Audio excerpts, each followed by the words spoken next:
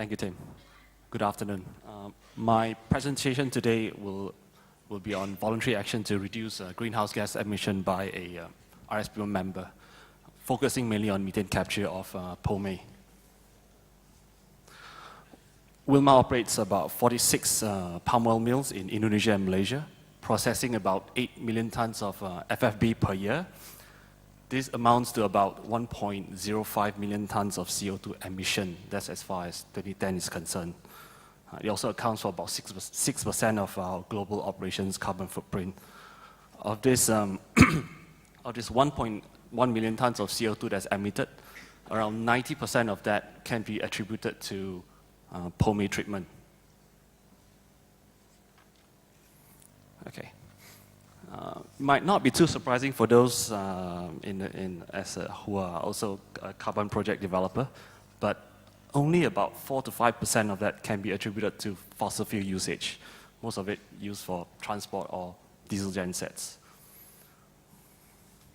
So where are we now? Well, sometime between 2006 and 2007, as part of our efforts to increase energy efficiency and to reduce our risk of over-dependency on fossil fuel, we began exploring and investing in methane capture plants.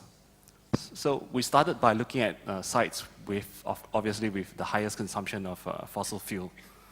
This led us to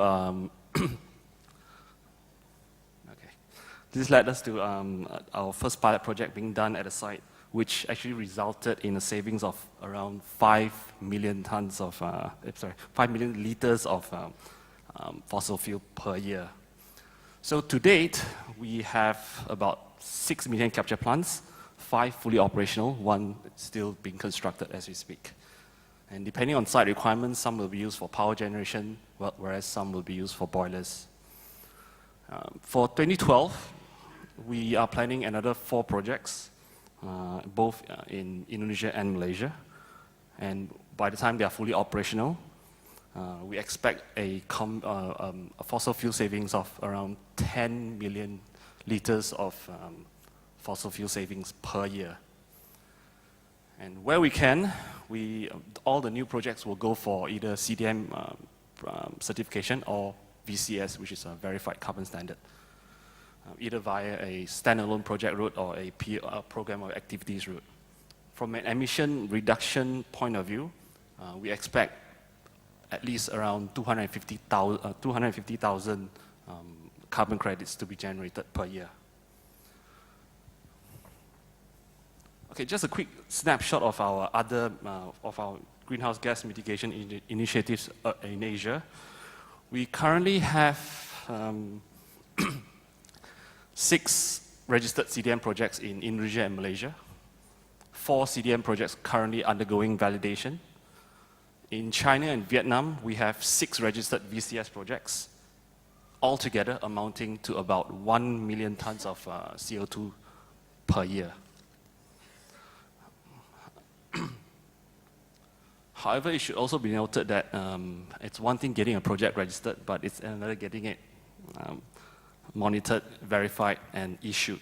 So to date, since 2008, we've only issued about 350,000 CERs, all of them from Malaysia. Okay, getting back on track. Well, the thing is, Wilmar, like any other commercial enterprise, we must justify all this voluntary action with commercial and operational viability. Based on the sites, or number of sites, sample sites which have access to multiple fuel sources, we found that power costs per kilowatt hour, from a diesel genset can cost more than 6 times as compared to power derived from a methane capture plant. Just to put things in perspective, right? A typical 60-ton palm oil mill can generate enough power to supply 500 homes, well, based on Malaysia average household power consumption. Okay, to date, I'll finish up by my last slide. To date, as far as POME treatment is concerned, we have mainly focused on 3 main technologies. The simplest one would be covered lagoons. which works well, which are both low in terms of investment costs, as well as low in terms of efficiency. We have also built a number of two-stage CSTR system, which can typically cost 2 to 3 times more expensive than a covered lagoon system, but with much higher efficiency, but much lower long-term operational costs. We're also currently looking at a single-stage system, which is kind of in between the both, which also offer good operational control, but with a lower methane conversion rate. The thing is, at the end of the day, there is no one-size-fits-all system. Project implementation and technologies to be employed has to be site-specific, taking into account various factors in terms of land constraints, energy demand, energy type demand, and even operational hours as well. All right, thank you.